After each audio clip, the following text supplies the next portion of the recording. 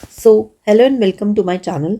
जैसे कि आप सबको पता है, हमने एक नई सीरीज स्टार्ट की है जिसमें we are learning Indian economy through shorts. उसकी ये सेकंड क्लास है जिसमें हम बात करने वाले हैं पॉवर्टी के टाइप्स की। तो टाइप्स ऑफ पुअर की अगर हम बात करें तो पुअर जो है वो 5 कैटेगरीज में डिवाइडेड है। Always poor, usually poor, churning poor, occasionally poor and never poor.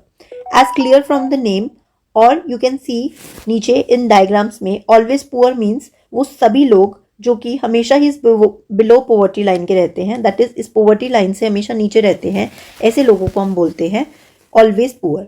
Usually poor जो कि नॉर्मली तो बीपीएल ही रहते हैं, यानी बिलो पॉवर्टी लाइन ही रहते हैं, लेकिन कभी कभी वो उस लाइन से ऊपर आ जाते हैं, तो यूजुअली। ठीक है।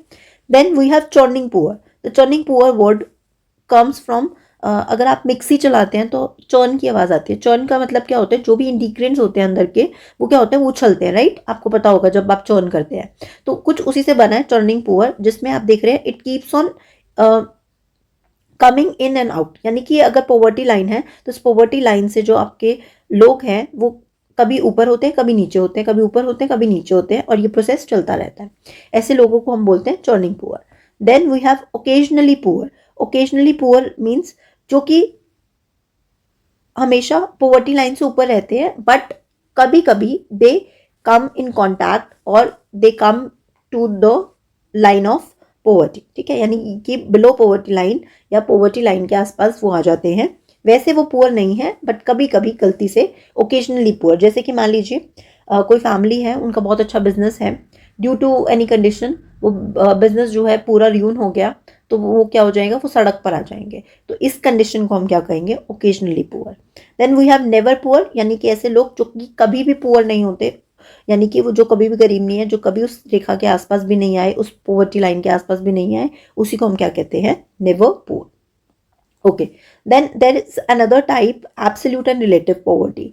As clear from the name, absolute poverty means जिसके पास बेसिक अपनी नीड्स को पूरा करने के लिए पैसे नहीं है, यानी कि he is not earning $3 per day, तो उसको हम क्या कहेंगे, एब्सोल्यूट पुअर। और रिलेटिव पॉवर्टी का क्या मतलब है, दैट इज कि कोई भी फैमिली है वो पुअर नहीं है, बट अगर हम उसको कंपेयर करें किसी और से तो वो पुअर है, यानी कि वो अपनी बेसिक नीड्स को पूरा कर सकती है but have much less income compare to others in the society.